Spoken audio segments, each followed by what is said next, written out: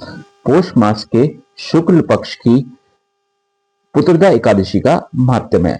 पद्म पुराण के अनुसार गणपति गणेश भगवान की जय। नारायण नमस्कृत्य नरोत्तमं देवीं सरस्वती व्यासं ततो जय मुदीरयेतः। ओम नमो भगवते वासुदेवाय नमः। युधिष्ठिर बोले, श्री कृष्ण, आपने शुभ कारणी शुक्ल एकादशी का वर्णन किया, अब कृपा करके शुक्ल पक्ष की एकादशी का महत्व बतलाइए। उसका क्या नाम है, कौन सी विधि है तथा उसमें किस देवता का पूजन किया जाता है। भगवान श्री कृष्ण ने कहा, राजन, पोष के शुक्ल पक्ष की जो एकादशी है उसे बतलाता हूं, सुनो। महाराज, संसार के हित की रक्षा संसार के हित की इच्छा से मैं इसका वर्णन करता हूं। राजन, पूर्वक विधि से ही यज्ञ पूर्वक इसका व्रत करना चाहिए। इसका नाम पुत्रदा है। यह सब पापों को हरने वाली उत्तम विधि है।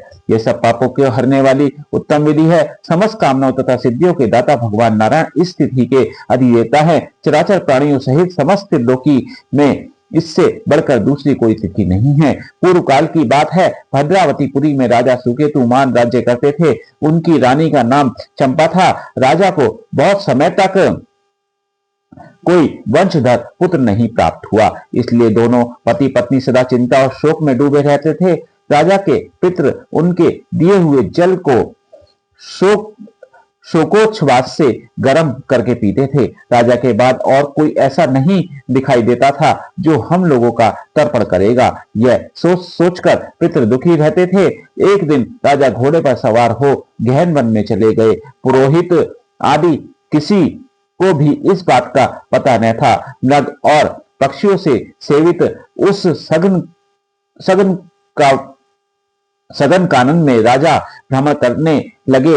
मार्ग में कहीं सियार की बोली सुनाई पड़ती थी तो कहीं उल्लुओं की। जहां तहां रीछ और मृग दृष्टिगोचर हो रहे थे।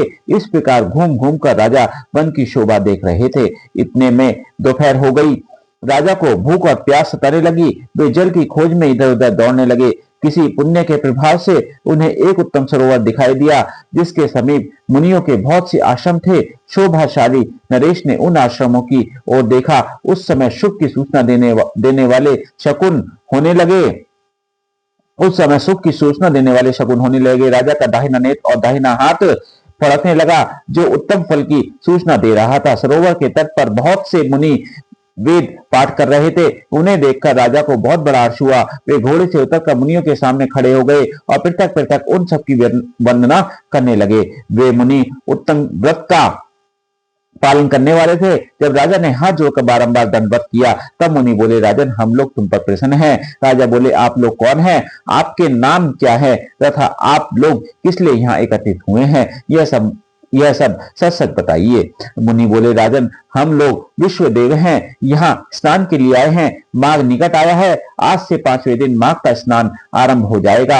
आज ही पुत्रदा नाम की एकादशी है, जो व्रत करने वाले मनुष्य को पुत्र देती है। राजा ने कहा, विश्व देवगण, यदि आप लोग प्रसन्न हैं तो मुझे पुत्र दीजिए।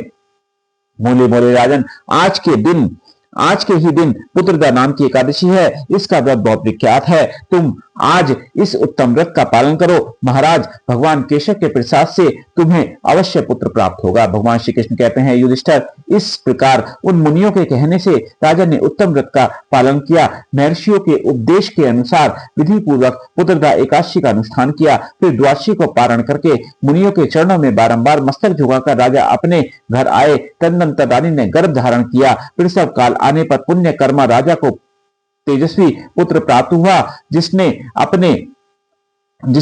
अपने गुणों से पिता को संतुष्ट कर दिया। वह प्रजाओं का पालक हुआ। इसलिए राजन, पुत्रदा का उत्तम व्रत अवश्य करना चाहिए। मैंने लोगों के हित के लिए तुम्हारे सामने इसका वर्णन किया है। जो मनुष्य एकाग्रचित होकर पुत्रदा का व्रत करते हैं, वे इस लोक में पुत्र पाकर मृत्यु के पश्चात स्वर्गगामी होते हैं। इसका महत्व को पढ़ने और सुनने से अग्निष्टम यज्ञ का फल प्राप्त होता है। ओम नमो भगवते वासुदेवाय नमः। श्री कृष्ण गोविंदाय नमः।